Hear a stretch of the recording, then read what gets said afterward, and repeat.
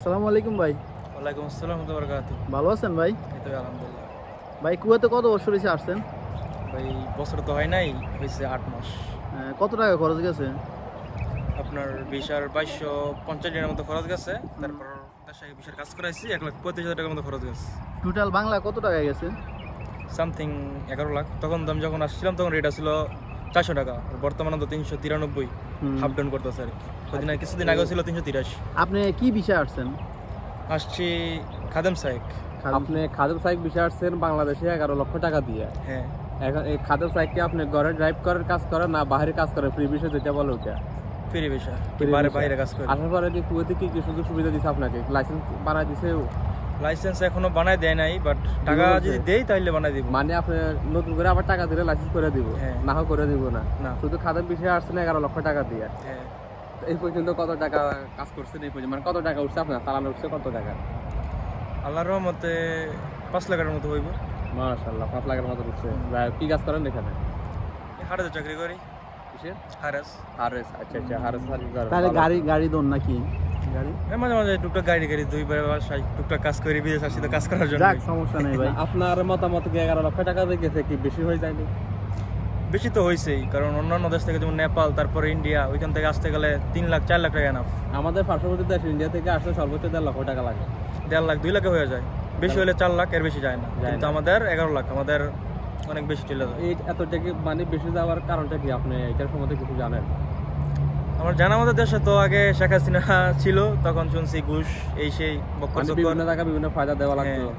Passport অফিসে ওখানে একদিনের জায়গায় ওখানে 2 দিন যা ঘুরে লাগতো। তারপর ফিঙ্গারপ্রিন্ট দেওয়ার সময় 3 দিন গেছিলাম শীতের সময়।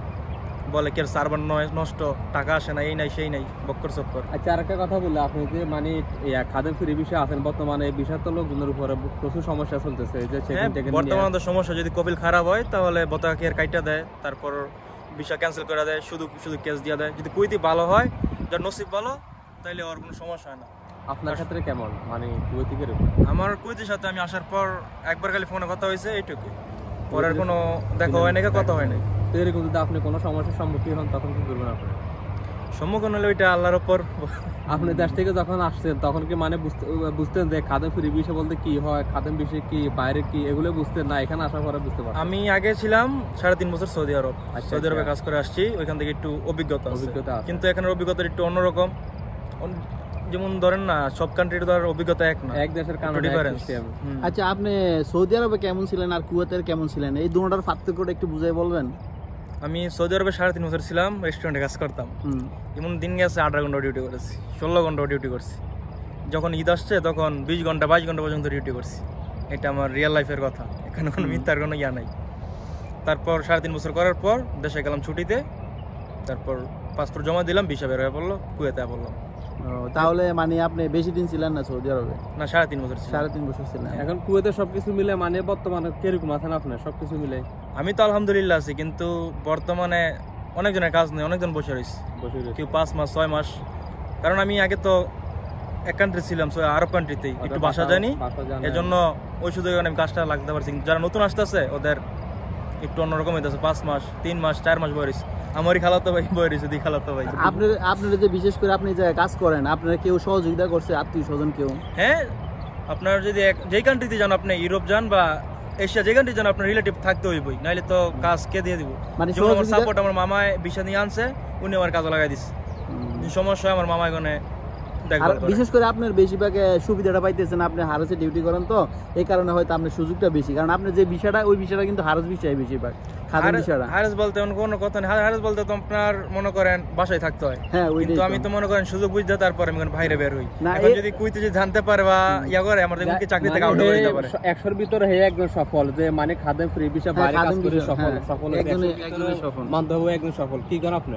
হ্যাঁ, তারপরে ওনার একটু ফায়দাটা কি জন্য, লাভটা বেশি কি জন্য, এই যে হারেসের ডিউটির সাথে সাথে আপনি গাড়ি দন, টুকটাক কাজ করি। তাও আবার যদি কুইতে কুইতের আন্ডারে কাজ করি, ও আবার জানতে পারে, ও আবার বলবো না কাজ করা যাবে না বাইরে, এখন বাইরে আসছে জানে না, না বললে ওখানে ঘুরে বেড়াইতে হয়।